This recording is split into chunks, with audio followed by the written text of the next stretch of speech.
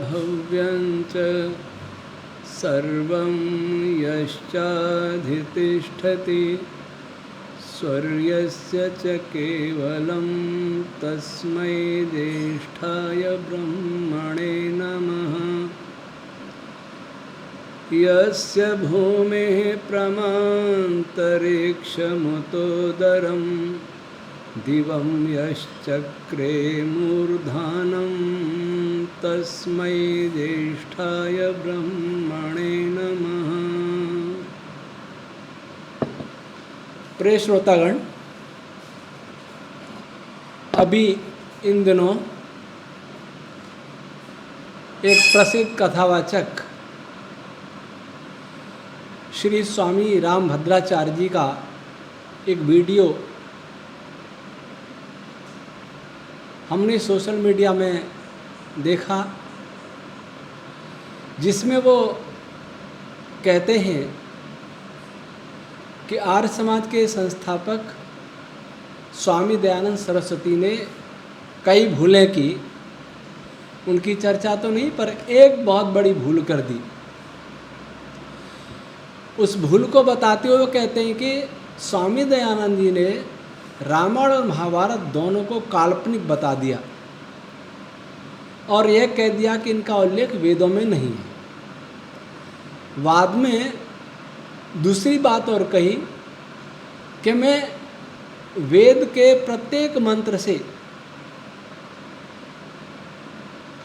राम कथा के संकेत बता सकता हूँ, प्रत्येक मंत्र में।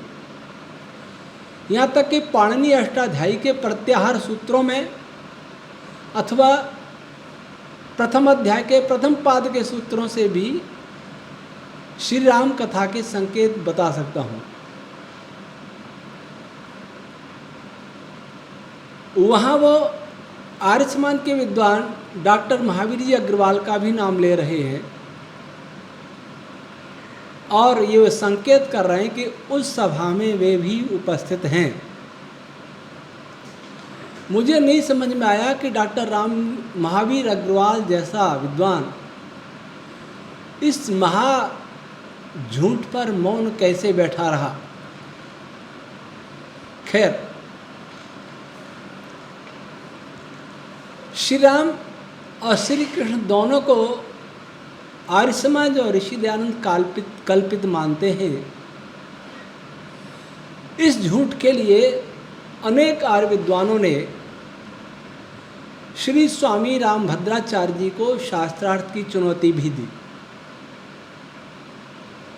सबसे पहले वीडियो मेरे सामने आया हमारे प्रिय आचार्य श्री सोमदेव जी मलारना में जो गुरुकुल चलाते हैं, युवा सन्यासी प्रिय स्वामी सच्चिदानंद जी और एक युवा आचार्य प्रिय आचार्य योगेश जी भारद्वाज। इन तीनों ने ही उनको चुनौती दी शास्त्रार्थ की और उनके झूठ का पर्दाफाश किया। एक वीडियो मेरे सामने आया, आदरणीय आचार्य सूर्या देवी जी चतुर्वेदा, ये आर्य समाज के एक प्रसिद्ध विदुषी हैं। इन्होंने न केवल उनके झूठ का पर्दाफाश किया, बल्कि जिस मंत्र में ये राम कथा ढूंढ रहे हैं उस मंत्र का सही अर्थ भी करके बताया, जिसकी ओर दूसरों ने ध्यान नहीं दिया। एक युवा आर्य डॉक्टर विवेक आर्य जी ने भी एक लेख लिख करके प्रतिवाद किया और भी बहुत सारे आर्य समाज के प्रचारकों ने इस झूठ के लिए श्री स्वामी रामभद्राचार्य जी को चुनौती दी। मैं समझता हूं कि इस झूठ के लिए पर्याप्त उत्तर स्वामी जी को मिल गया, परंतु हाँ, उन्होंने अपनी वीडियो भी हटा ली। ऐसा झूठ क्यों बोलना कि वीडियो हटाना पड़े। स्वामी रामभद्राचार्य जी हिंदू समाज के एक बड़े धर्माचार्य माने जाते हैं। हैं व नहीं, परंतु वे स्वयं को समझते हैं। इतना तो मैं भी मानता हूं कि प्रज्ञा चक्षु होते हुए भी उन्हें कई शास्त्र उपस्थित हैं, स्मरण शक्ति उनकी बहुत अच्छी है। और मैं भी कभी कभी देख लेता था, रामचरितमानस की चौपाइयाँ भी बहुत अच्छी गाते हैं। मनोरंजन के रूप में कभी सामने आ गया तो देख लिया, लेकिन जब वो शास्त्रों की बात करते हैं तो मुझे ऐसा लगता है कि व्याकरण के तो वो बड़े विद्वान हैं, परंतु जहाँ तक वेद की बात है, उनको वेद के स्वरूप का ही पता नहीं है, उनको वेद की वर्णमाला भी नहीं आती है, ऐसा मैं स्पष्ट कह रहा हूँ। उसकी चर्चा मैं बाद में करूँगा, लेकिन मैं ये कहना चाहता हूँ कि स्वामी रामभद्राचार्य जी ने क्या सत्यार्थ प्रकाश नहीं पढ़ा था? क्या वे नहीं जानते कि आर्य समाज की पर्व पद्धति में, पर्वों की श्रृंखला में श्री राम नवमी और श्री कृष्ण जन्माष्टमी दो प्रमुख पर्व हैं, महत्वपूर्ण पर्व हैं। क्या वे नहीं जानते कि सभी आर्य समाज मंदिरों, सभी आर्य संस्थाओं में इन दोनों महापुरुषों, जो वैदिक धर्म के संरक्षक, प्रतिपालक, प्रतिमान मूर्ति रहे हैं, उनके चित्र अवश्य मिलते हैं, और दोनों का जय घोष भी सभी आर्य संस्थाओं में किया जाता है। पूना में जो प्रवचन ऋषिदानंद के हुए, उनमें भी सूर्यवंशी राजा इक्ष्वाकु, जो श्री राम जी के पूर्वज थे, से लेकर के श्री राम पर्यंत अनेक राजाओं का वर्णन है इतिहास विषय में, जो उनके व्याख्यान है। क्या उनको ये जानकारी नहीं थी? क्या उनको ये भी जानकारी नहीं थी कि आर्य समाज न होता देश स्वतंत्र नहीं होता? और रामभद्राचार्य जी ऐसा नहीं बोल पाते, ये हिंदू समाज या तो ईसाई बन गया होता, या मुसलमान बन गया होता, या वामपंथी बन गया होता। क्या वे नहीं जानते कि कोई भी धार्मिक संगठन हिंदुओं का आज़ादी में ऐसा भाग नहीं ले पाया जैसा आर्य समाज ने लिया? सत्यार्थ प्रकाश से प्रेरणा लेकर के कितने क्रांतिकारी बलिदान हो गए देश के लिए, क्या वे नहीं जानते? और आप जैसों से किसी को देश के लिए कोई प्रेरणा नहीं मिली।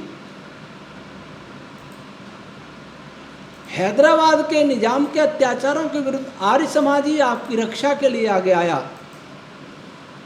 मंदिरों की रक्षा के लिए आया। मोपला कांड के बाद जब हजारों हिंदुओं को मार मार के उनके घर जला दिए थे, उनके सिर और धड़ों को कुएं में डाल दिया था, तब आर्य समाज ही वहां गया था। उस आपदा में आर्य समाज ही वहां पहुंचा था, आप लोग नहीं गए थे। क्या ये सब नहीं जानते हैं? क्या आप ये नहीं जानते हैं कि कोई ईसाई हो या मुसलमान हो, यहूदी हो, वामपंथी हो, किसी ने भी हिंदू देवी देवताओं पर घृणित आरोप लगाए, कुछ लिखा, तो उसका उत्तर किसने दिया?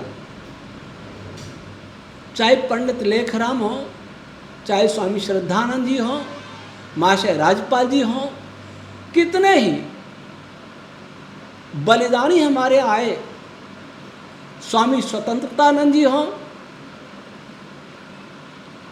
कितने मरे आर्य समाज। एक बार विश्व हिंदू परिषद के आचार्य धर्मेंद्र जी का फोन आया मेरे पास, शायद 2010 की बात है। उन्होंने कहा, आचार्य जी आप बहुत बड़ा कार्य कर रहे हैं, परंतु एक काम करने के लिए मैं और आज निवेदन कर रहा हूं। किस देश के लिए आर्य समाजी, आर्य वीर ही बलिदान हुए हैं। कुछ के नाम सब जानते हैं, कुछ के नाम गुमनाम हो गए, वे नाम नहीं जानते। उनका इतिहास लिखने की आवश्यकता है, कि बलिदान तो आर्य समाज ने किया है। हम आरएसएस विश्व पर हिंदू परिषद वाले तो आपके पीछे चलने वाले, उनका इतिहास लिखिए जो गुमनाम हो गए हैं। क्या आप इस बात को नहीं जानते? आप विद्वान हैं तो आपको ये सब जानकारी तो होंगी, तब भी आपने ये मिथ्या आरोप कैसे लगाया? मैं इस पर काफ़ी विचार किया। अनुभव किया कि आज सारे संसार में जो वेद विरोधी शक्तियां हैं, भारत विरोधी शक्तियां हैं, वैदिक संस्कृति विरोधी शक्तियां हैं, वो पश्चिम में बैठी हुई नाना प्रकार के ऐसे शोध कर रही हैं जिससे वेदादि शास्त्रों को नीचा दिखाया जा सके। वो ऐसा शोध कर रही हैं कि वेद को बाइबल और कुरान के अपेक्षा श्रेष्ठ सिद्ध नहीं किया जा सके। इसलिए वेद में चमत्कार भी दिखाते हैं, वेद में मानवीय इतिहास भी दिखाते हैं, वेद में वर्तमान का भूगोल भी दिखाते हैं, वेद में विभिन्न राजाओं की, ऋषियों की कहानियां दिखाते हैं, और वेद में अवैज्ञानिक हास्यास्पद बातें भी दिखाते हैं। वेदों में पशु बलि, नर बलि, छुआछूत आदि भी दिखाते हैं। क्यों दिखाते हैं? यूँ दिखाते हैं जो हिंदू वेद पर गर्व करता है, जो हिंदू वेद को ईश्वरी मानता है, जो हिंदू ये कहता है कि वेदों में सब विज्ञान है, सारे विज्ञान ज्ञान की उत्पत्ति वेद से हुई है, उसका ये गौरव मिट जाए, उसका ये विश्वास, उसकी आस्था मिट जाए, और वो वेद को ऐसा ग्रंथ मान ले जैसे बाइबल और कुरान है। बाइबल कुरान में जिस प्रकार विज्ञान विरोधी बातें हैं, जिस प्रकार मानवीय इतिहास है, जिस प्रकार बहुत सी हास्यास्पद बातें, वैसा ही वेद सिद्ध हो जाए, ये उनका प्रयास है। और उस प्रयास में वो वेदों के अंग्रेजी अनुवाद भी किए उन लोगों ने, और हमारे यहाँ के लोगों ने भी किए। उन्होंने भी ऐसा ही लिख दिया। या तो भ्रमित थे, या वो किसी विदेशी के द्वारा खरीदे गए थे, वहाँ से प्रेरित थे। जो भी हो, गलतियाँ हुई। आज हम जो देख रहे हैं, जो बड़े बड़े धर्माचार्य हैं, उनको मैं दो श्रेणियों में देखता हूँ। कुछ धर्माचार्य ऐसे हैं जो वेद की बात ही नहीं करते, जो ऋषि मुनियों की बात ही नहीं करते, सद्गुरु आदि जैसे। वो स्वयं को ही स्वयंभू मानते हैं। जब ऋषियों की बात नहीं होगी, वेद की बात नहीं होगी, दर्शनों की बात नहीं होगी, उपनिषदों की बात नहीं होगी, ब्राह्मण ग्रंथों की बात नहीं होगी, निरुक्त की बात नहीं होगी, तो फिर हाँ, हिंदू समाज, ये भारतीय समाज इन ग्रंथों से दूर हो जाएगा। इन ग्रंथों से दूर करना ही उन विधर्मियों का, विदेशियों का एकमात्र लक्ष्य है, ताकि हम अपने मूल से कट जाएं। हम पूरी तरह से पश्चिमी विद्या के, विज्ञान के, सभ्यता के, संस्कारों के, परंपरा के गुलाम हो जाएं। ये उनका उद्देश्य है। एक प्रसिद्ध राम कथावाचक, राम कथा में अलीम वाला कहता है, क्या रामचरितमानस में तुलसी जी ने यही लिखा था? किससे प्रेरित है ये कथावाचक? किससे धन मिल रहा है इस व्यक्ति को? तो कुछ लोग तो महापुरुषों की बात भी नहीं करते हैं, वेद आदि शास्त्रों की बात भी नहीं करते हैं, स्वयं लच्छेदार बातों में फंसाते हैं, ओशोवादी जैसे। ये लोग भी वेद से, प्राचीन भारत से, आर्यावर्त से काटने वाले हैं, काटने में लगे हुए, और इनके बहुत फॉलोअर हैं, अनुयायी हैं, क्योंकि वाक्पटु चतुर लोग हैं। और हम हिंदुओं की बुद्धि नहीं रही, हमारा स्वाध्याय नहीं रहा, हमने निर्णय नहीं कर पाते ये कथावाचक, ये धर्मगुरु सत्य बोल रहा है या असत्य बोल रहा है। ये किससे प्रेरित होकर बोल रहा है, किससे प्रभावित होकर बोल रहा है। और कुछ धर्मगुरु ऐसे भी हैं जो वेद का नाम लेते हैं लेकिन वेद में इतिहास निकालते हैं। रामभद्राचार्य वेद में श्री राम का इतिहास निकाल रहे हैं, रूढ़ अर्थ करते हैं। राम शब्द आया और राम आ गया, वहां राम का इतिहास आ गया, त्रेता के राम इस वेद में आ गए। एक रामपाल है कबीर पंथी, वो कबीर निकालता, कबीर मनीषी, कवि मनीषी को कबीर बना देता है। तो कई मुसलमान अदीना श्याम, अदीना और आगे का मां मिला करके मदीना बना देता है। अगर ऐसे अर्थ निकालेंगे तो मुझे एक हमारे सेवक की याद आती है। हमारे यहाँ एक सेवक काम करता था, पढ़ा लिखा नहीं था। मैंने कमरे के बाहर एक बैनर टांग रखा था, कृपया व्यर्थ की चर्चाओं में हम ही भागीदार नहीं बनाएं। वो सेवक झाड़ू लगा रहा था, उसने पढ़ा, बहुत ध्यान से पढ़ा, भागीदार शब्द उसकी पकड़ में आ गया और तो कुछ समझा नहीं। कृपया पढ़ाने गया, व्यर्थ पढ़ाने गया, चर्चा पढ़ाने गया, भागीदार पढ़ लिया उसने, जैसे तुक्का लगा लिया। और बड़ी गंभीरता से मेरे पास आके बोला, हम किराए के मकान में रहते थे, कि गुरुजी यहाँ ये क्यों लिखा है? मैं क्या लिखा है? कि यह कमरा हमारी भागीदारी में बनाया। भागीदार पढ़ करके उस पूरे वाक्य का अर्थ कर दिया कि यह कमरा हमारी भागीदारी में बनाया। वो हमारा सेवक रसोईया कह रहा है कि ये तो हमारा कमरा है, किराए पे लिया है, भागीदारी हमने कब बनाया?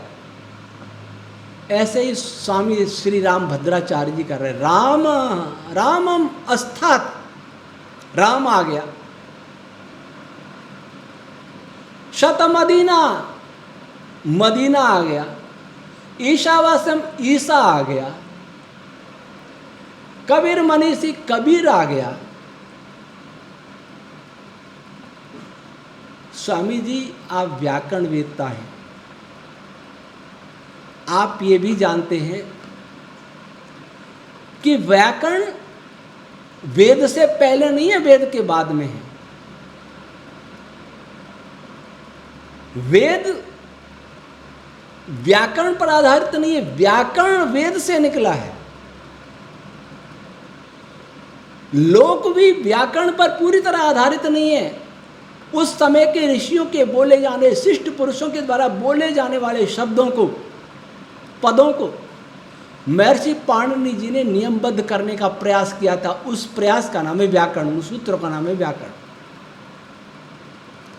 और उन लौकिक शब्दों के लिए भी उन्होंने अष्टाध्यायी के प्रथम अध्याय के दूसरे पाद में 53वें सूत्र से अशिष्य प्रकरण दिया है।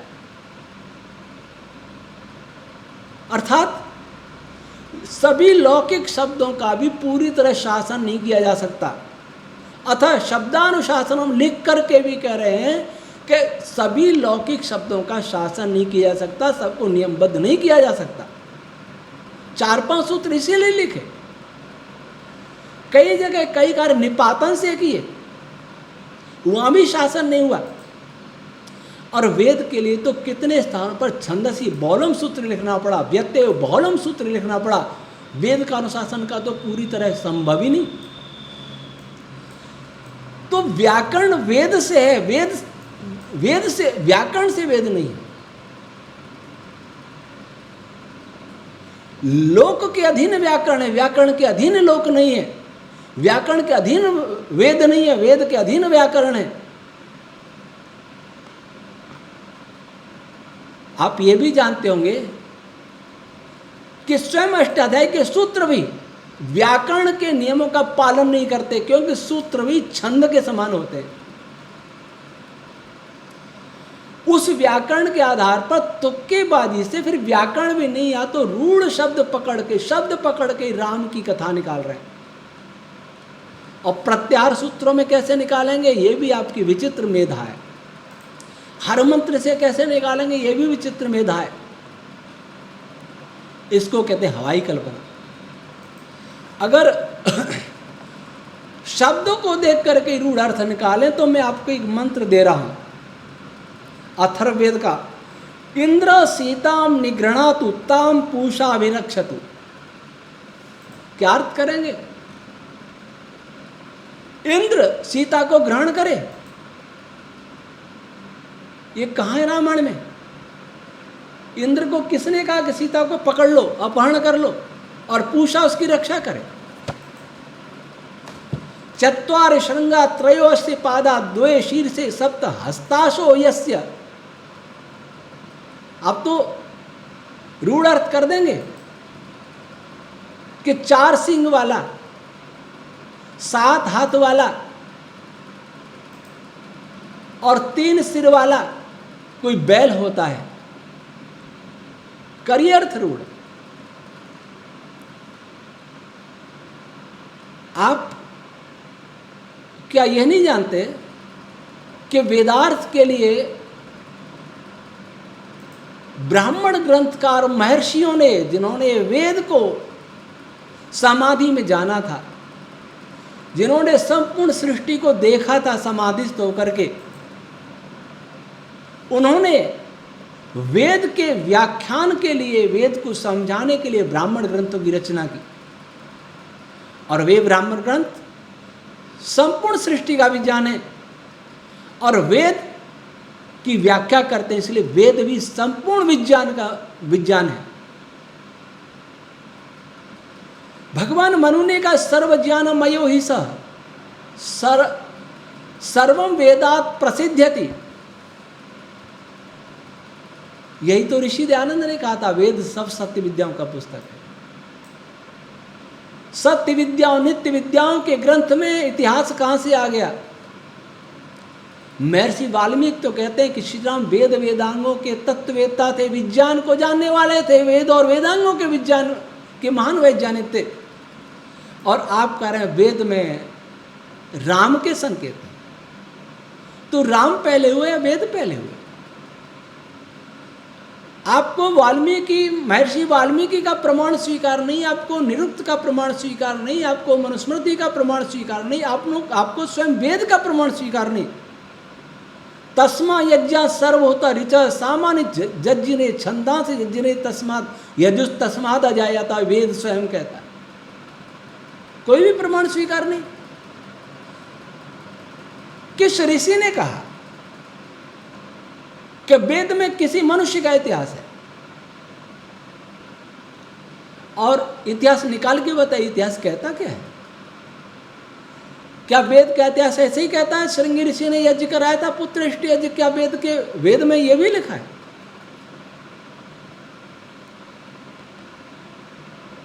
आप किसकी प्रेरणा से वेद में इतिहास सिद्ध करके उसको बाइबल कुरान के समकक्ष लाने का प्रयास कर रहे हैं, मैं नहीं जानता, परंतु कोई तो कारण है।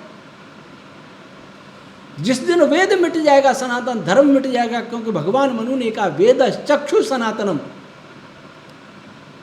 वेद ही सनातन है और कोई ग्रंथ सनातन नहीं है। सनातन धर्म का आधार ग्रंथ वेद है, हमारा धर्म ग्रंथ वेद है। वेद केवल हिंदुओं का नहीं, सारे ब्रह्मांडवासियों का वेद है। और वेद की ऋचाओं से सृष्टि बनी है, सृष्टि के कण कण में वेद की ऋचाएं समाई हुई हैं परापश्यंती रूप में, और आप वेद में इतिहास बता रहे हैं। आपने जो मंत्र प्रस्तुत किया है वो उस पर विचार करता हूं।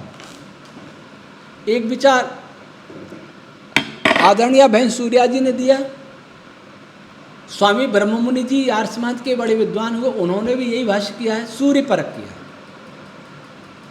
मंत्र भद्रो भद्रया सचमान आगात स्वसारम जारो अभ्येति पश्चात सुप्रकेते युभि अग्निर्वितिष्ठन उषद्भि वर्णैरभिराममस्थात्। ऋग्वेद मंडल 10 सूक्त 3 मंत्र 3। इसका अर्थ क्या होता है ये मैं आपको समझाता हूं, लेकिन मुझे लगता है कि स्वामी राम भद्राचार्य मेरा आध्यात्मिक अर्थ तो समझने की क्षमता भी नहीं रखते। आदि भौतिक तो समझ जाएंगे, लेकिन मैं सारे संसार के विद्वानों के सामने स्पष्ट घोषणा कर रहा हूं कि वेद का स्वाभाविक अर्थ जो होता है, मूल अर्थ होता है, वो आदि दैविक ही होता है, और वो उस स्तर का होता है जिस स्तर की वैदिक ऋचाएं होती हैं, रश्मियां होती हैं।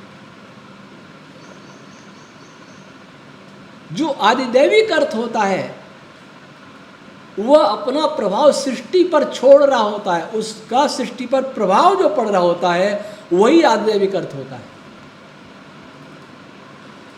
किसी भी मंत्र का अर्थ करने के लिए सबसे पहले ये दृढ़ विश्वास होना चाहिए, अथवा इसकी पहले स्थापना कर लेनी चाहिए, पुष्टि कर लेनी चाहिए कि वेद ईश्वरी वाणी है। वेद उन ध्वनि तरंगों का नाम है जिन तरंगों से सृष्टि बनी है।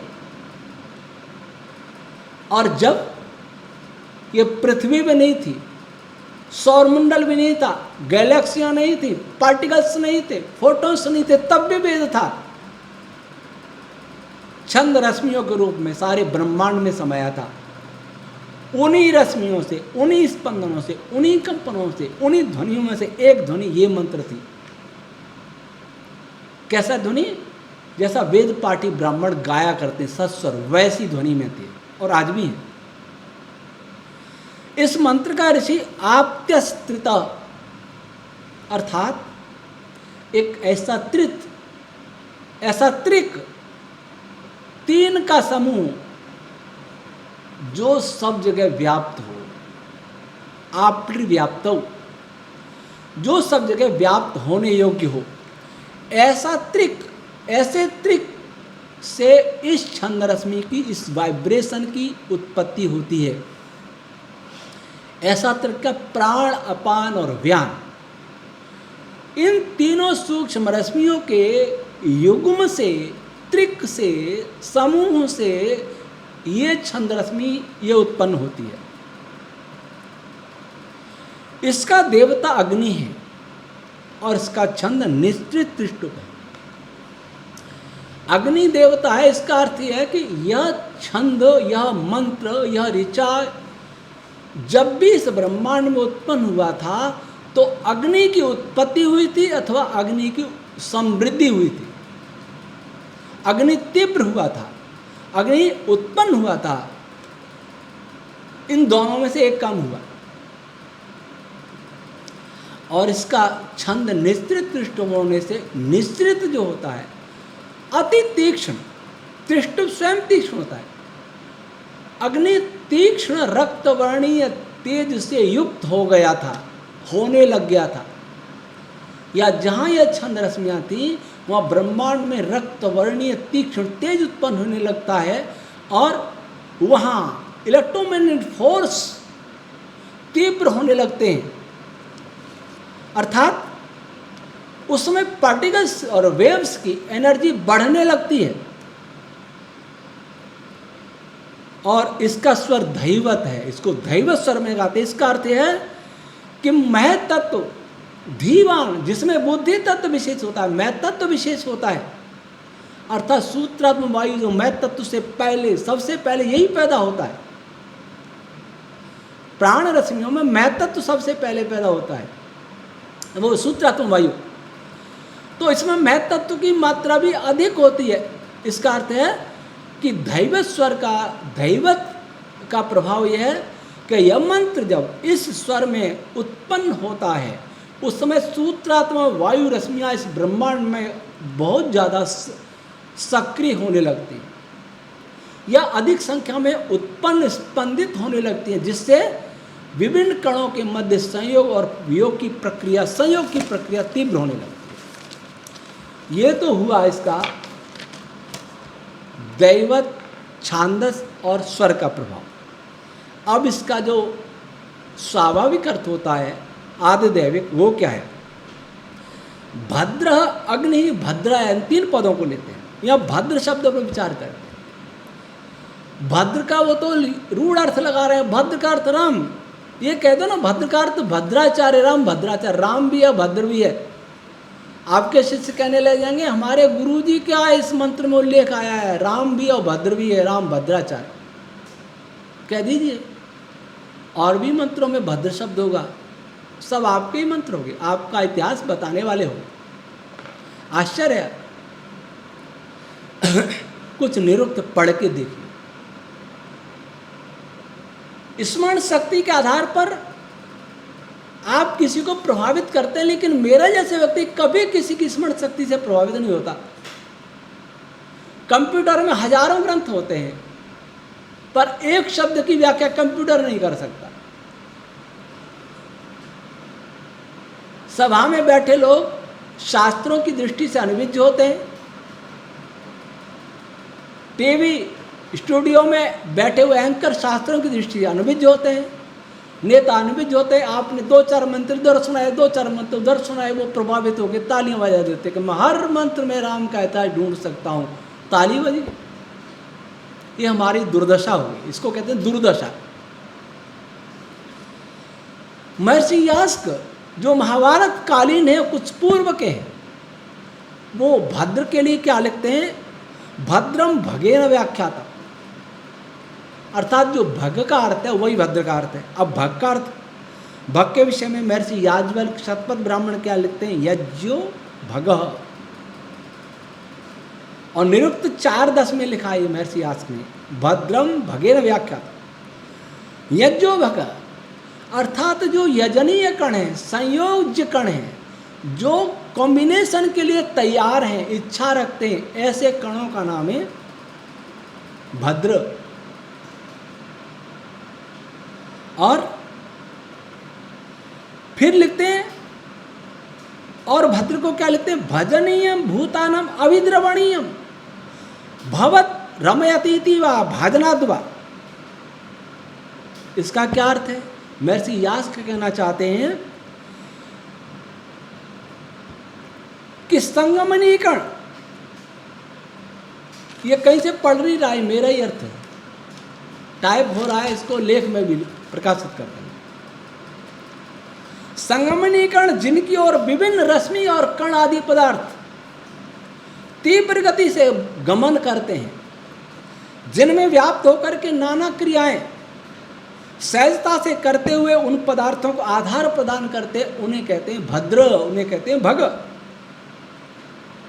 इसका अर्थ क्या है, इस सृष्टि के सभी पार्टिकल्स, जिसको साइंस कहता है एलिमेंट्री पार्टिकल्स, और आयंस, एटम्स, जिनमें संयोग करने की इच्छा बहुत होती है, प्रवृत्ति होती है, उसको कहते हैं भग, भद्र।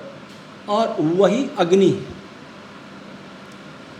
अग्नि के फोटोन को भी अग्नि कहते हैं, और मूल कण जो वर्तमान विज्ञान में मूल कण कहे जाते हैं, वर्तमान होते हैं, उनको भी अग्नि कहते हैं। क्योंकि अग्रम यज्ञेषु प्रणीयते, जब कहीं यजन प्रक्रिया होती है, संयोग प्रक्रिया होती है, तो यही सबसे पहले आते हैं, काम करते हैं अपना, यही जुड़ते हैं, इसलिए इनको अग्नि कहते हैं। अब भद्रा क्या है, ये भद्र, भद्रा के साथ भद्र अग्नि है, और भद्रा क्या है, भद्रा के लिए स्वयं ऋग्वेद 10:71-2 में कहा है, भद्रा लक्ष्मी, लक्ष्मी को भद्रा कहते हैं। और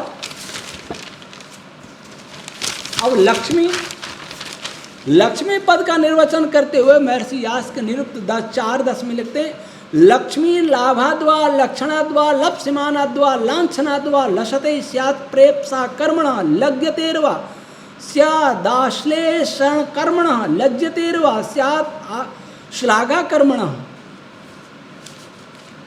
ये हमारा निरुक्त भाष्य आने वाला है शीघ्र ही, उसमें पढ़ना विस्तार से, पर उसका अर्थ ऐसा पदार्थ जिससे रूप गुण उत्पन्न होता है। लक्ष्मी कौन सा पदार्थ, ऐसा पदार्थ जिससे रूप गुण उत्पन्न होता है, तथा जो विभिन्न पदार्थों को चिन्हित करने का गुण प्रदान करता है, जिसके कारण विभिन्न छंद रश्मियाँ एक दूसरे को प्राप्त करने की इच्छा करती हैं, तथा एक दूसरे पर अपना प्रभाव छोड़ने में वह पदार्थ समर्थ होता है। और इस पदार्थ के कारण रश्मियाँ एक दूसरे को आकर्षित करती हुई दीप्ति उत्पन्न करती हैं, तथा परस्पर मिलकर नाना प्रकार के कणों और विकिरणों को उत्पन्न करती हैं। इसके साथ यह पदार्थ विभिन्न प्रकार की रश्मियों में संकुचन का गुण उत्पन्न करता है, अर्थात संकुचन आकुंचन का कर्म क्रियाएं तेज होने लगती हैं। उस पदार्थ का नाम है लक्ष्मी। अब ऐसा पदार्थ कौन बताएगा? इसको ऊहा बताएगी। ऊहा शास्त्र कितने ही पढ़ लें, प्रमाण कितने ही रट लें, आपका मेमोरी कार्ड बहुत अच्छा है, लेकिन मेमोरी कार्ड किसी भी शब्द का अर्थ नहीं बता सकता, विश्लेषण नहीं कर सकता। वो तो मशीन है, जड़ है। जब चाहो सुना देता है, जब चाहो जितने मंत्र सुना देगा, श्लोक सुना देगा, चौपाइयाँ सुना देगा, दुआ सुना देगा, अर्थ तो नहीं आता उस पर। वैसी स्थिति आपकी है और बहुत सारे विद्वानों की है। तुरंत पूछे प्रमाण लाओ, प्रमाण बहुत रटे पर प्रमाण का अर्थ बिल्कुल नहीं आया। एक प्रमाण का अर्थ देने के लिए दूसरा प्रमाण, दूसरे का तीसरा प्रमाण, पर वे प्रमाण कहते क्या है, किस पदार्थ की व्याख्या करता है, ये पता ही नहीं। तो यह लक्ष्मी पदार्थ है और लक्ष्मी के विषय में काटक संहिता 103 में कहा है, श्रीश्चते पुरुष से, यहाँ आदित्य से, ते आदित्य के लिए है। लक्ष्मीश्चते पत्न्या होरात्रे पार्श्वे नक्षत्राणि रूपम अश्विनौ, अश्विनौ द्यावा पृथ्वी के लिए व्यात्तम, अर्थात लक्ष्मी नामक पदार्थ सूर्याति तेजस्वी लोकों और फोटोन की पत्नी है, अर्थात उनकी रक्षिका शक्ति है। रक्षिका शक्ति और भी होती है, पर उनमें से एक ये भी है। तो क्या सिद्ध हुआ? इतने सारे कार्य करे, फोटोन और कणों की रक्षा भी करे, उनके अस्तित्व की रक्षा करे। वे रश्मियाँ भू भुव स्व, हिम और घृम। वैसे तो बहुत सारी छंद रश्मियाँ होती हैं, पर ये विशेष इनको कहा है लक्ष्मी। तो सारे पार्टिकल्स और फोटोन्स जब गमन करते हैं, संयोग के लिए प्रवृत्त होते हैं अथवा इस स्पेस में गमन करते, तब भी भू भुव स्व हिम और घृम इन 5 सूक्ष्म रश्मियों से के साथ अवश्य संपृक्त रहते हैं, मिले रहते हैं। और कैसे रहते हैं? अगले पद है स्वसारम सचमान आगात। स्वसा किसको कहते हैं? स्वसा का यूं तो अर्थ बहन होता है, पर वेद यौगिक है। वेद सभी पद यौगिक हैं, रूढ़ नहीं। और वेद सृष्टि विज्ञान का ग्रंथ है, सृष्टि विद्या का ग्रंथ है। महर्षि यास्क लिखते हैं निरुक्त 11-32 में, स्वसा सु असा स्वेषु सीदति दिवा, अर्थात अपने निकटस्थ कणों के साथ संपृक्त होते हुए सब ओर से व्याप्त होने लगता है, ऐसा पदार्थ कहलाता है स्वसा।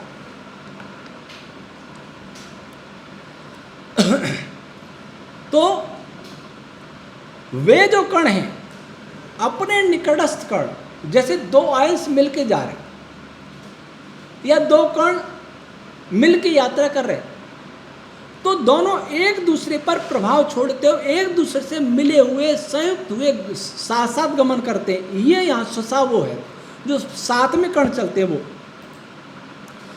जारा पश्चात अभ्यति, अगले पद आए मंत्र के, वे संयोजनी कण संयोग प्रक्रिया में कुछ ऐसे पदार्थ होते हैं बाधक बनते हैं। आज का फिजिक्स डार्क एनर्जी की बात करता है। वो क्या कहता है कि सब गैलेक्सियां दूर भाग गई, वैसा कुछ नहीं, लेकिन एक ऐसी ऊर्जा है जिसको हमारे असुर ऊर्जा का है वैदिक साहित्य में। असुर ऊर्जा क्या करती है? हर पदार्थ के बीच में प्रतिकर्षण बल पैदा करती है। आज की भाषा में डार्क एनर्जी मान लीजिए, और कोई शब्द अंग्रेजी में हमारे पास नहीं। हमारे अप्रकाशित वायु असुर ऊर्जा, वो हर किसी भी कण के बीच में संयोग हो रहा हो तो बीच में आ जाती है। तो वे संयोजनी कण उस संयोग प्रक्रिया में बाधक बनने वाली असुर ऊर्जा को जीर्ण व नष्ट करके भद्रा, भू, भुव, स्व, ये 3 रश्मियां विहारती और हिम और घृम, इनको आगे लेके उनके पीछे पीछे गमन करते हैं। इनको आगे क्यों लेते हैं? क्योंकि ये रास्ता साफ करती चलती है। जैसे कोई बड़ा नेता जाता है तो पुलिस की गाड़ी आगे आगे चल के रास्ता साफ करती है, वैसा ये रश्मियां करती है। वितिष्ठन, वे कण विज्ञान पूर्वक प्राण रश्मियों व आकाश तत्व में स्थित रहते हैं। हाँ, सुकेतई द्युभि व्यतिष्ठ, सुकेतई प्रकेतनम प्रज्ञाततमम निरुक्त 2:19। वे कण सृष्टि का प्रत्येक कण, प्रत्येक फोटोन या एलिमेंट्री पार्टिकल या आयंस या मॉलिक्यूल या एटम, सभी जो भी काम करते हैं, जो भी क्रिया करते हैं, वो विज्ञान पूर्वक होती है। ईश्वर का विज्ञान उनमें काम करता है। ओम रश्मि विज्ञान युक्त होती है, वो सबको प्रेरित, वो सबकी प्रेरक शक्ति है, जो सीधे ईश्वरीय उस चेतन तत्व से जुड़ी रहती है, उससे नियंत्रित रहती है, उससे संचालित रहती है। तो सुकेतई, सुप्रकेतई, विज्ञान पूर्वक द्युभि, दीप्तियों में स्थित रहते हुए, या द्यु आकाश में स्थित हुए। जब पार्टिकल गमन करता है तो स्पेस भी उसके साथ होता है, चारों ओर होता है स्पेस, और उसको लेकर के उसके साथ, स्पेस हर जगह है, तो उसमें स्पेस में विज्ञान पूर्वक हर कण गमन करता है। किसके साथ कौन सी क्रिया होनी है, कौन सा कण किसके संयुक्त होना है, कौन सा वियुक्त होना है, इस सबके पीछे विज्ञान है। ईश्वर विज्ञान, निश्चित विज्ञान है, अनिश्चित नहीं है। हेजरवन का अनसर्टेनिटी प्रिंसिपल हमारी बुद्धि के लिए है, ईश्वर के लिए नहीं, निरपेक्ष नहीं। उषद भी वर्णई, दीप्ति और आकर्षण गुणों से युक्त विविध रंग वाली रश्मियों के द्वारा रामम अभियस्या, या राम अंधकार को कहते हैं। राम्या रात्रि नाम निघंटु एक साथ, पर आप नहीं पढ़ेंगे, आपको तो राम भद्राचारी दिखता है राम का। त्रेता वाले तो नाम लेते हैं, आप ये बताना चाहते हैं कि मेरा भी नाम है, ये बताना चाहते हैं परोक्ष रूप से, ताकि आपके शिष्य कहना शुरू कर दें। आप नहीं कहेंगे, आपके शिष्य तो कहेंगे, जैसे आप श्री राम का नाम बता रहे हैं वैसे आपके शिष्य आपका नाम बता देंगे। एक परंपरा तो शुरू की ना। अब इसका भावार्थ क्या? रामम, अब प्रकाशित वायु अशुभ पदार्थ को सब ओर से घेर कर वे रश्मियां नियंत्रित कर लेती हैं उसको, और संयोग प्रक्रिया हो जाती है। भावार्थ समझा दें, आपकी समझ में इतना नहीं आया होगा। इस सृष्टि में सूर्यादि लोकों अथवा विशाल खगोलीय मेघों के अंदर विभिन्न सूक्ष्म कण आदि पदार्थों के मध्य पारस्परिक संयोग की प्रक्रिया के एक अंश को यहाँ दर्शाया गया है इस मंत्र में। संयोग करने योग्य सूक्ष्म कण अर्थात आयन अथवा मूल कण जब आकाश में गमन करते हैं उस समय उनके साथ भू, भुव आदि ये 5 सूक्ष्म रश्मियाँ साथ मिली रहती हैं। इसके साथ ही संयोग प्रक्रिया के समय भी ये भू आदि रश्मियाँ प्रकट होने लगती हैं। ये सूक्ष्म रश्मियाँ विभिन्न कणों की अंगभूत छंदादि रश्मियों में आकर्षण संकुचन का गुण उत्पन्न करके उनके मध्य पारस्परिक आकर्षण धारण आदि का गुण उत्पन्न करती हैं। इनके कारण विभिन्न लोकों में परस्पर विभिन्न प्रकार के पार्टिकल्स के मिथुन और अनेक कणों के संयुक्त रूप उत्पन्न व प्रकट होने लगते हैं। इन भू आदि रश्मियों के कारण आकाश में विद्यमान विभिन्न छंद व प्राण आदि रश्मियाँ संयोग प्रक्रिया में व्यवधान उत्पन्न करने वाली असुर ऊर्जा सो कॉल्ड डार्क एनर्जी को आच्छादित करके छिन्न भिन्न कर देती हैं। जब 2 कण परस्पर संयोग के लिए एक दूसरे की ओर बढ़ते हैं तब सूक्ष्म भू आदि रश्मियाँ उन पार्टिकल्स की अग्रगामिनी होकर आगे आगे चलती हैं। उस समय उन संयोज्य कणों के चारों ओर विभिन्न प्राणादि रश्मियाँ और उनके द्वारा विज्ञान पूर्वक संयुक्त संकुचित होता हुआ स्पेस एक पदार्थ है, स्थित होता है। इसका अर्थ है कि जब दो कणों के मध्य कार्यरत बल अथवा उत्पन्न होने वाले बल की तीव्रता व प्रकृति उन कणों के चारों ओर विद्यमान भू आदि रश्मियों एवं छंद व प्राण आदि रश्मियों के कारण आकाश तत्व के संकुचन व विकृति पर निर्भर होती है। जब इन कणों के मध्य संयोग होने वाला होता है तब अप्रकाशित वायु सो कॉल्ड डार्क एनर्जी बाधक बनने का प्रयास करती है। उस समय ये भू आदि रश्मियाँ विभिन्न प्रकार की प्राणादि रश्मियों को साथ लेकर प्रकट होती हैं और नाना प्रकार की अव्यक्त परंतु रंगीन दीप्तियों के द्वारा दीप्तियों को उत्पन्न करने वाली छंद रश्मियों को उत्पन्न करके उस अप्रकाशित पदार्थ डार्क एनर्जी पर आक्रमण करके उन्हें छिन्न भिन्न करके आकाश तत्व में मिला देती हैं और कणों का सहयोग निर्विघ्न संपन्न हो जाता है। ये आदिदैविक भाष्य है। इस भावार्थ को समझने के लिए भी आपको अपनी स्मृति का अहंकार छोड़ना पड़ेगा और महर्षि यास्क और ऋषि दयानंद की यौगिक शैली को अपनाना पड़ेगा और हमारे वेद विज्ञान आलोक ग्रंथ को अच्छी तरह से पढ़ना होगा। आप कहेंगे तो आदि दैविक हो गया, आदि भौतिक, हम आदि भौतिक बताते हैं। सब लोग आदि भौतिक चाहते हैं, सृष्टि से कोई लेना देना नहीं। जबकि सृष्टि का ज्ञान हमारा सबसे अनिवार्य ज्ञान होना चाहिए। जिस सृष्टि में रहते हैं उसका हमें ज्ञान नहीं हुआ तो हम लोक व्यवहार सीख ही नहीं सकते। सीखेंगे तो अधूरे सीख पाएंगे। आदि भौतिक भाष्य मेरा क्या है? भद्र अग्नि अग्नि अग्रणीर भवती निरुक्त 7:14 और अग्नि किसको कहा है? प्रजापति अग्नि है। शतपथ 6:2-1-23 महर्षि याज्ञवल्क्य ने कहा। प्रजा का पालक ज्ञान विज्ञान बल एवं सदाचार आदि शुभ गुणों की दृष्टि से राष्ट्र में सबसे अग्रणी अर्थात सर्वश्रेष्ठ व्यक्ति जो अपनी प्रजा का निरंतर अभ्युदय ही करने का प्रयत्न करता है, ऐसा राजा होना चाहिए, वेदवित राजा होना चाहिए।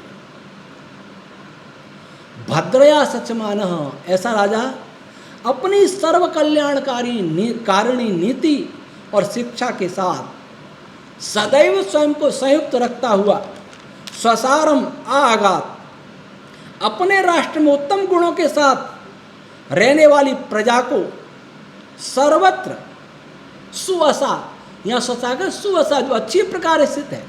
अच्छी प्रकार स्थित का मतलब क्या हुआ? प्रजा किसी राष्ट्र में अच्छी प्रकार स्थित है, अच्छी प्रकार रहती है। इसका अर्थ है कि गुणों की दृष्टि से, आचरण की दृष्टि से, धन धान्य की दृष्टि से अच्छी प्रकार है, सुसंपन्न है। ऐसी प्रजा को आघात सब ओर से प्राप्त होता है, अर्थात उससे कोई भी मिल सकता है, वह दुर्लभ नहीं होता प्रजा के लिए। जा रहा पश्चात अभियति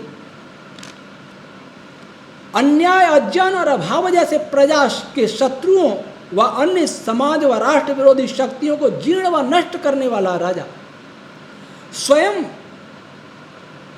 अपने राष्ट्र के विधान का अनुगमन करता हुआ विधान के पीछे चलता है। विधान से ऊपर उठ के काम नहीं करता, संविधान से ऊपर उठ के काम नहीं करता, संपूर्ण राष्ट्र में विचरता अर्थात शासन करता है।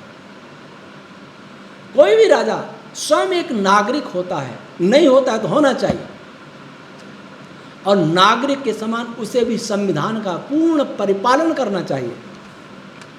और सुप्रकृत ही है द्युहि वितिष्ठन, वेदादि शास्त्रों की प्रसिद्ध विद्याओं के प्रकाश से तेजस्वी होता हुआ निरंतर प्रजा के कल्याण करने में विशेष रूप से स्थित हुआ राजा उषद भी वर्णई अपने गुणों व विद्या से प्रकाशित ब्राह्मण आदि चारों वर्णों के द्वारा अथवा सभी वर्णस्थ प्रजा के साथ मिलकर रामम अभियस्थात संपूर्ण राष्ट्र से नाना दुखों रूप अंधकार को, कालेपन को, कलंक को सब ओर से मिटा देता है। भावार्थ, किसी भी राष्ट्र में ज्ञान विज्ञान बल शौर्य एवं सदाचार आदि उत्तमोत्तम गुणों से एक सर्वश्रेष्ठ मनुष्य को ही राजा बनाना चाहिए। ऐसा राजा ही प्रजा का कल्याण करने में समर्थ हो सकता है, अन्य नहीं। वह राजा अपने राष्ट्र के सर्वहितकारी संविधान का स्वयं भी पालन करता हो संपूर्ण प्रजा को सदैव सुलभ रहने वाला होना चाहिए। ऐसा नहीं कि राजा साहब मिलते नहीं है, नेताजी नहीं मिल रहे, टाइम नहीं है। और राजा वह है जिसे गरीब व्यक्ति मिल सके, कमजोर व्यक्ति मिल सके, बड़ा मिल सके, अनपढ़ मिल सके, पढ़ा मिल सके, सब मिल सके, जिससे वह राजा होना चाहिए। वह राजा अपने राष्ट्र के अन्याय और अन्यायकारी दुष्ट शत्रुओं को नियंत्रित, नष्ट व नियंत्रित करने में सक्षम होने वाला हो, और ऐसा करने के लिए सर्वदा उद्यत भी रहने वाला होना चाहिए। वह वेद विद्या के तेज से संपन्न रहकर अपने राष्ट्र के ब्राह्मण, क्षत्रिय, वैश्य, शूद्र अर्थात शिक्षक वर्ग, रक्षक वर्ग, व्यापारी, किसान वर्ग, कृषक वर्ग और श्रमिक वर्ग, ये कोई जातियां नहीं है, वर्ण हैं जो योग्यता के अनुसार व्यक्ति स्वयं चुन लेता है या प्राप्त कर लेता है। इन चारों वर्णों को साथ लेकर संपूर्ण राष्ट्र की सब प्रकार की समस्याओं का समाधान करें।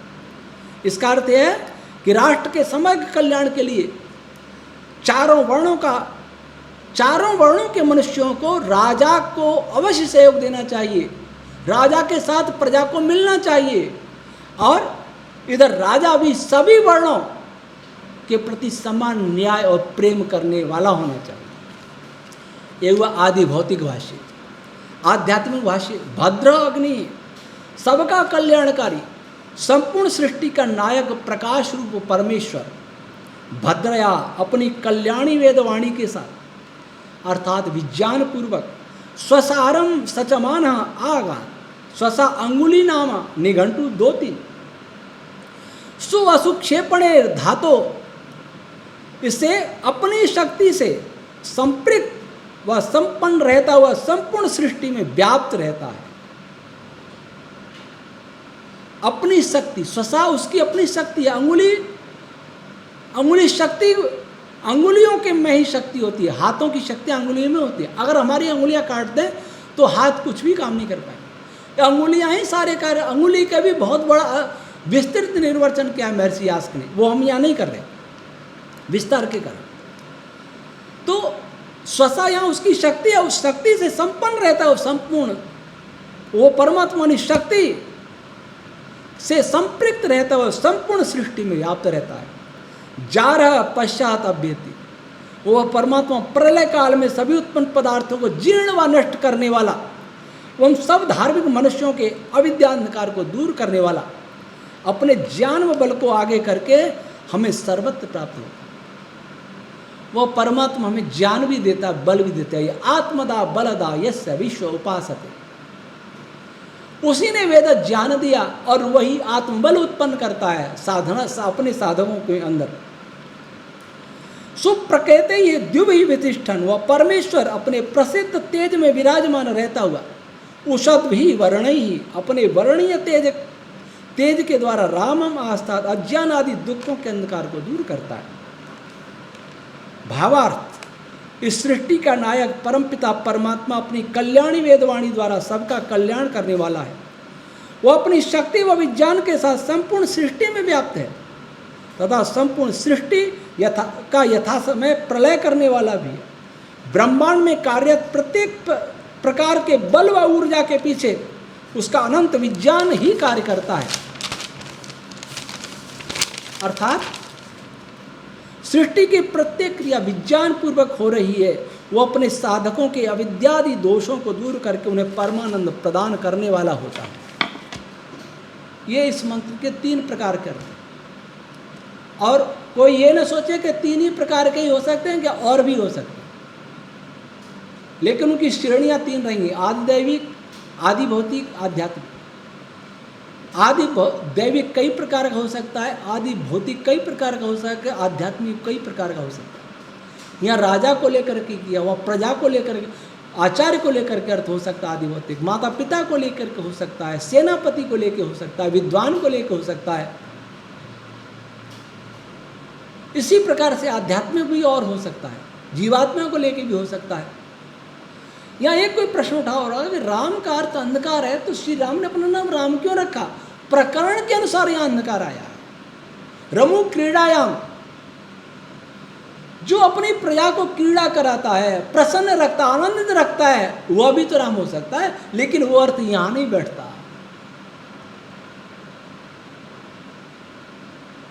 तो श्री स्वामी राम भद्राचार्य जी, आप भी वेद मंत्रों के अर्थ करते हैं, एक शब्द पकड़ के हमारे उस रसोई की तरह पूरे वाक्य बना देते। कमरा हमारी भागीदारी में बनाया। कृपया ऐसा मत करिए, इससे वेद का गौरव नष्ट हो जाएगा।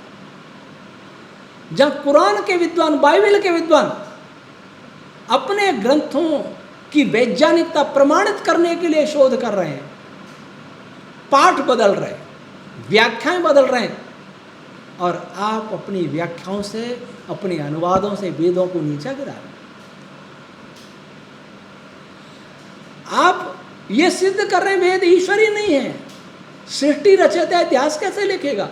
श्री राम का हो और श्री कृष्ण जी का हो, इतिहास कैसे लिखेगा? क्योंकि वेद तो पहले से थे। आप ये बताना चाह रहे संसार के वेद बुद्धिजीवियों को कि वेद ईश्वरी नहीं है। वेद किससे कहानियां? वेद इतिहास के ग्रंथ है, वेद में कर्म कांड है। कृपया सनातन धर्म पर दया करें। इतना करके भी आप हिंदुओं को आर्य समाज से अलग करने की कोशिश कर रहे हैं। आर्य समाज वेद को ईश्वरी बताता है। आर्य समाज कहता है वेद में संपूर्ण ज्ञान विज्ञान है। आर्य समाज कहता है वेद मनुष्य मात्र के लिए, और आर्य समाज या ऋषि दयानंद की ये अपनी कल्पना नहीं है। ये महर्षि ब्रह्मा से लेकर जैमिनी पर्यंत ऋषियों की बात है। मन से ऋषि ने कुछ नहीं, ऋषि दयानंद ने कुछ नहीं कहा था। इसलिए अगर आप भ्रमित हैं तो मेरे इस वीडियो से आपका भ्रम दूर हो जाना चाहिए। और अगर आप किसी के षड्यंत्र के एक अंग बन गए हैं तो मैं करवत निवेदन करता हूं, आप आयु में मेरे से बड़े हैं, आपको बहुत शास्त्री कंठस्थ हैं, आप सन्यासी हैं, मैं नैष्ठिक ब्रह्मचारी हूं, इस दृष्टि से भी आप मुझसे बड़े हैं। आपकी अपनी एक प्रतिष्ठा है, उसका उपयोग सत्य के प्रकाश में कीजिए, उसका प्रयोग वेद के प्रचार में लगाइए, और विश्लेषण करना सीखिए। विश्लेषण, पदों का विश्लेषण, निर्वचन। तो आपको वेदों में ये ब्रह्मांड बोलता नजर आए, ये इतिहास नहीं, कण कण बोलता नजर आएगा। तारे, गैलेक्सियां, पार्टिकल्स, फोटॉन्स, तरंगे, ये सब कुछ बनते नजर आएंगे, इनका प्रलय होता दिखाई देगा, ये कार्य करते दिखाई देंगे।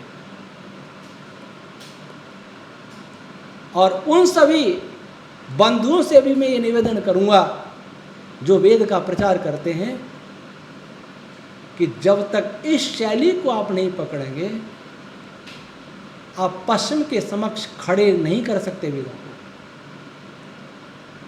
बाइबल में कुछ न हो, कुरान में कुछ न हो, लेकिन वो ये कहते कि हमारे पास साइंस है, हमारे पास भौतिकी है, रसायन है, कॉस्मोलॉजी है, बहुत कुछ है, और हम उन्हीं के दास बनते जा रहे हैं क्योंकि हमने वेदों के सही अर्थ करना सीखे नहीं। ऋषि दयानंद को समझा नहीं, वेद को समझा नहीं, और शास्त्रों को समझा नहीं। सबसे विनम्र अपील करता हूँ, सत्य के ग्रहण करने और असत्य के छोड़ने में सर्वदा उद्यत रहना चाहिए। क्योंकि महर्षि दयानंद कहते हैं कि सत्य से बढ़कर इस मानव के उन्नति का कोई अन्य कारण नहीं। आए संश्रुतेन गमे मही माँ श्रुतेन विराधेशी। ईश्वर सबको सद्बुद्धि दे, शक्ति दे। ओम शम।